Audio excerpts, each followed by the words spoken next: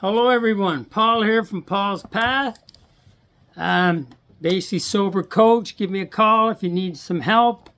Happy to help. I got probably 100 people sober. Nobody's ever relapsed. That's gone through all 12 steps. That's the truth. Today we're going to talk about step 2 a little bit because it can get confusing. People think step 2 is about believing in God, but really is it? Or is it believing that I can be restored to sanity, that the obsession can be lifted? The believe in God part comes later because, listen to this. It says, once more, the alcoholic at certain times has no effective mental defense against that first drink. Neither he nor any other human being can provide such a defense. His defense must come from a higher power. It's going to come from a higher power. We don't have to believe in it yet. And here's the proof right here. Lack of power, that was our dilemma. We had to find a power by which we could live, and it had to be a power greater than ourselves, obviously. But where and how were we to find this power? So how are we going to find the power? We're going to find it at step 2? I don't think so. It says, well, that's exactly what this book is about.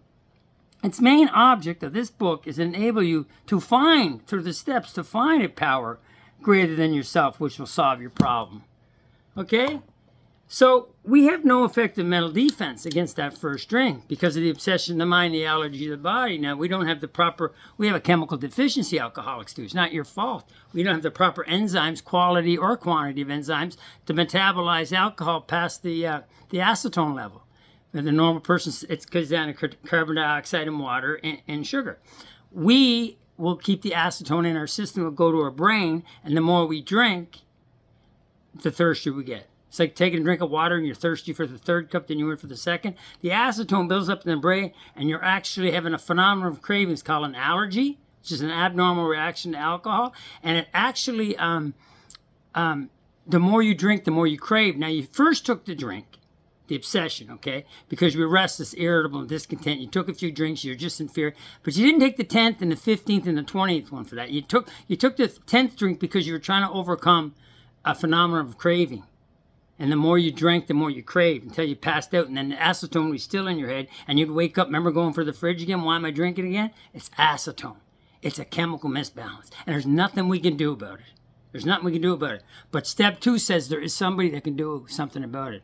And basically all step 2 is to make a decision, right? And in 3, to either do step 2, which is live a life on a spiritual path to get to that higher power, okay? Or we go back to insanity or death. That's the only 2 options. There's no door number 3. There's no third option. We always think, well, do it on my own. Don't drink, whatever. I'll do it for my son. If you're a chronic alcoholic, you've got 2 options, insanity or death, or life on a spiritual basis. Now, obviously, if you don't want to commit suicide, you're going to take life on a spiritual basis because the results and the promises that you get from staying sober are amazing. You have to do it. You have to do it to believe it, you know. So step 2 is just, you're going to believe, like any AA room is evident that people are staying sober, you know, that they have done the work and they found some type of higher power. I don't know what it is. Everybody's got a different power. They say there's as many different higher powers in the world than there is people. But the same amount of spiritual awakenings as there is people in the world. So everybody has a different, even if it's Jesus or Buddha, it's still a different higher power. But you'll get to it by removing the things that are blocking you from that power. And all you got to do in step 2 is believe it's going to work. You just got to believe it's going to work. And any meeting is evident of that. But you can't believe that you can do it on your own. We can't. We can't do nothing on our own. I can't even clothe myself. Somebody made the clothes. Somebody made the hat. Look, we can't do nothing on our own. So we need a higher power in order to stay sober. And we need people in AA. We need people like me. I'm a life coach. I'm a sobriety coach. If you want to learn about this stuff, you give me a call. Everything will be in the bio. Call me up, and I'll tell you how to stay sober. Not get sober, but I know how to stay sober.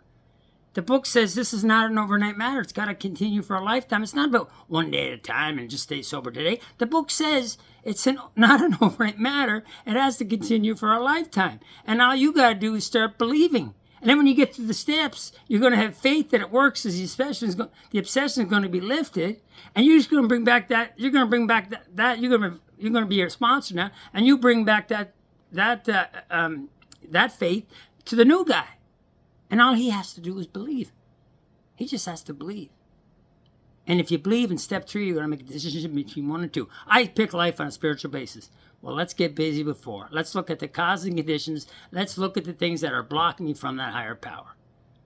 Okay? So people have been donating. I do AA all day long. I got 28 current sponsees right now. They're all staying sober. I do AA all day long, so people are donating. Okay? Buy me a coffee. Throw a few dollars in the tip jar. If you could, I'm actually going to get a website.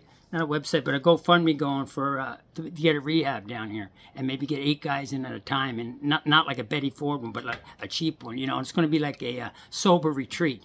So anyway, I'm going to be doing that. So that's step 2. I'll talk to you guys tomorrow, but give me a call if you're struggling with this stuff. I would love to help. I know how to stay sober.